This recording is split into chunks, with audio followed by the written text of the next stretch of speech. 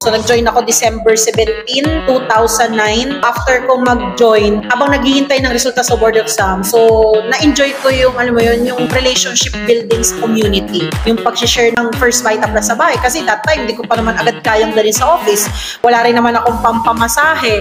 Diba? Ang goal mo lang, yung binili mong power pack na 4 na power pack. Diba? Ang nangyari, nung napakinggan ko yung Vita Plus September 2009, hindi ko pa agad nakapag-join. Sabi ko, basta, after the board exam, maliwanag sa akin at maliwanag doon sa kausap ko na magjo-join ako. So, ang ginawa ko, nung ready, sumali, paano sa edad na 19 years old, meron akong pera, sumali ako sa paluwagan.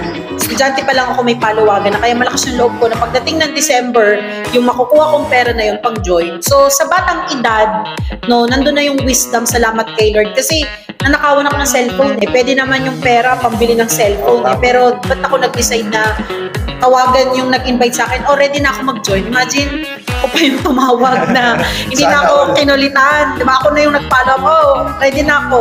So, punta ako dito. Tapos na-explain na ako ng positioning na time will come, pag kinarir mo to, wag lang sana isang account, kung tatrabahuhin mo rin naman kahit papano. So, wala rin akong pera pang join, pero sabi nga, pag gusto, gagawa ng paraan.